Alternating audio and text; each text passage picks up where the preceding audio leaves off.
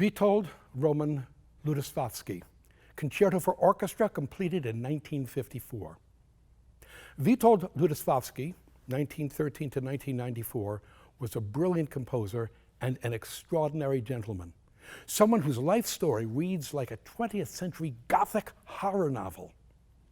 He was born in the Polish capital of Warsaw in 1913, at a time when Poland didn't exist. Rather, it was part of the Vistula land province of Imperial Russia. Warsaw was not a good place to be born in 1913. World War I began in 1914, and Warsaw was directly in the crosshairs of the invading German armies. The Lutoslawski family fled to Moscow. Tragically, the Lutoslawskis and their fellow Polish refugees were no safer in Moscow than they had been in Warsaw. The Russian Revolution brought Lenin's Bolsheviks, the communists, to power in October 1917. They perceived the Poles as a potential fifth column. On September 5th, 1918, a Bolshevik death squad arrested Lutoslawski's father and uncle and executed them without a trial. Witold was 5 years old. What remained of the family returned to a reconstituted Poland 2 months later and began to rebuild their lives. Lutoslawski began violin lessons at 13, and in 1927, at the age of 14, he started taking classes at the Warsaw Conservatory. Soon after, he took up the piano and began composing. He received conservatory degrees in piano in 1936 and composition in 1937. His star was rising, and his symphonic variations were broadcast on Polish radio in 1939. And then, on September 1st, 1939, the world abruptly came to an end for the Polish people and their Second Polish Republic. Hitler's Germany invaded from the west. 16 days later, on September 17th, the Red Army invaded from the east, and once again, an independent Poland ceased to exist. To this day, Hitler's plans beggar our belief. He called for nothing less than the annihilation of Poland, the merciless slaughter of the majority of its population, the enslavement of the rest, and the eradication of its language, heritage, and culture. Now, the Polish people did not take it lying down. The last magnificent, tragic gasp of the Polish resistance was the Warsaw Uprising of August to October 1944. By the time the uprising ended on October 2nd, Warsaw was a ghost town. 16,000 resistance troops were dead. Between 150,000 and 200,000 civilians had been brutally executed, and the remainder of the population, some 700,000 people, were expelled from the city, a full 85% of which was destroyed. In 1993, I asked Lutoslawski about the uprising, which he somehow managed to survive. He bowed his head, said, "Thank you," and then said no more. The Red Army entered the ruins of Warsaw on January 17th, 1945. A Stalinist police state descended upon the Polish nation, which would not have its first free elections for another 45 years, not until 1991, 3 years before Lutoslawski died.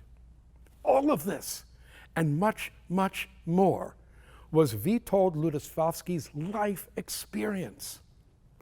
When he resumed his career as a composer after the war, it soon became clear to Lutoslawski that survival in the new Poland meant ascribing to the tenets of Soviet socialist realism, which meant writing works that toned down the modernisms and employed the music of the people, meaning folk music. In 1950, Witold Lutoslawski, the director of the Warsaw Philharmonic Orchestra, asked Lutoslawski to compose a piece for his orchestra, something that would give it a chance to show off. Using Polish folk music for his raw thematic material, Lutoslawski crafted what turned out to be his Concerto for Orchestra. It is his first major work, and as it turned out, his one and only experiment with folk music. A concerto for orchestra is a work that treats the individual sections of an orchestra and even the individual players as soloists. Lutoslawski's Concerto for Orchestra is cast in 3 movements. The first movement is entitled Intrada, which means introduction. The principal theme of the movement is drawn from a folk song from the Mazovia region of Poland, which encompasses the area around Warsaw. The melody is almost immediately developed, obscuring almost entirely its folk origins and reminding us all that this is, after all, Lutoslawski's concerto and not a precious bit of folkloric arts and crafts. Let's hear enough of the opening of this first movement to appreciate how quickly Lutoslawski's folk song, which initially appears in the low strings, is developed in a manner and with an intensity that has nothing to do with its folk origins.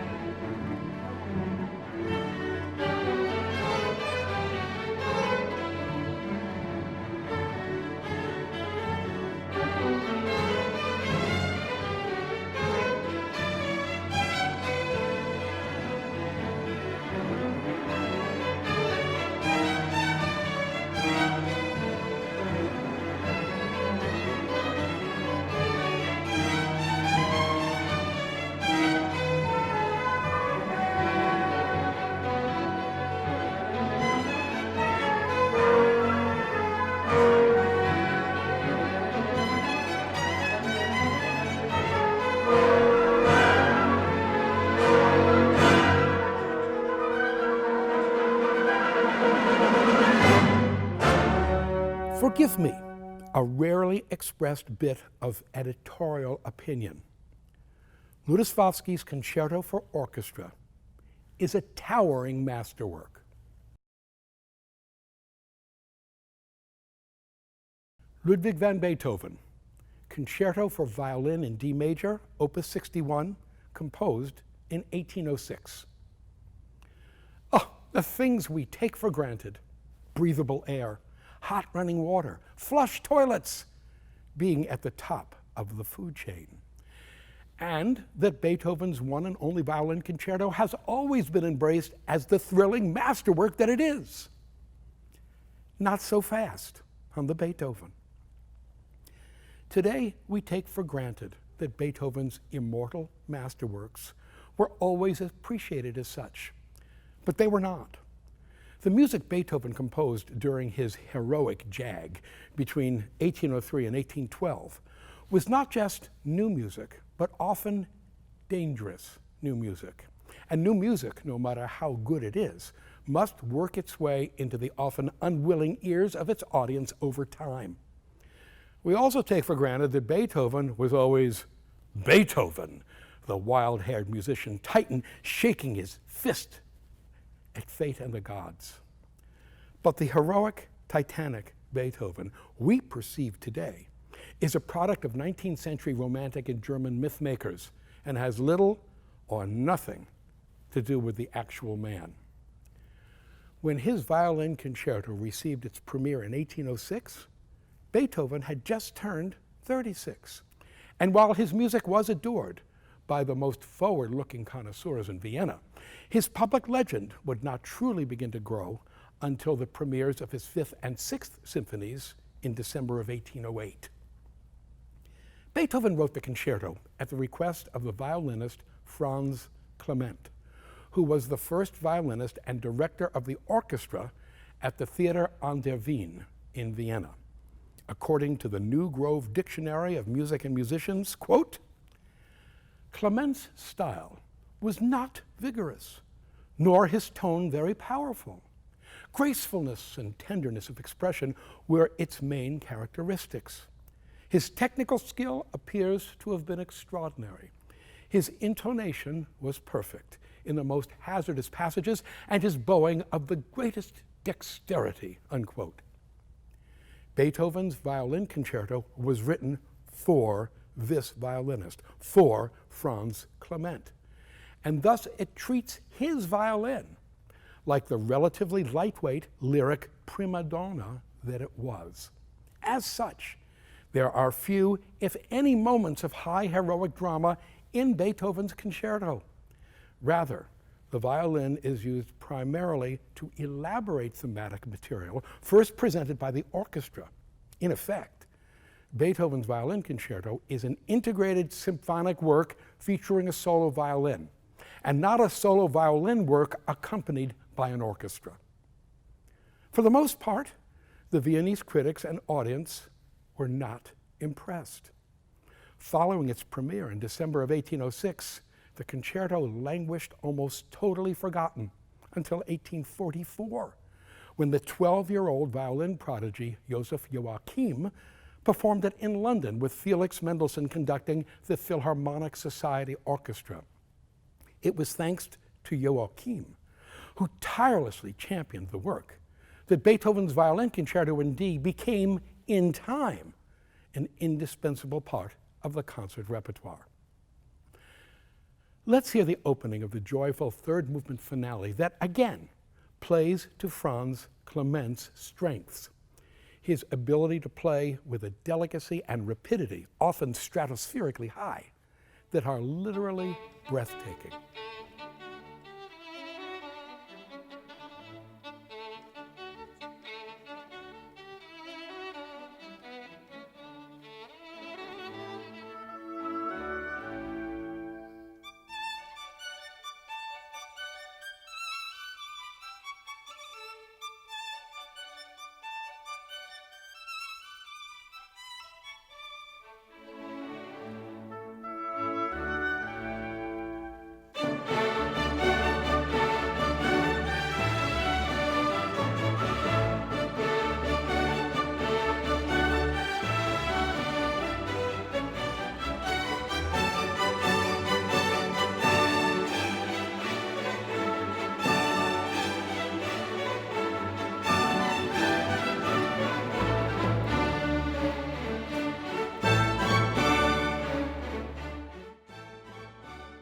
Thank you.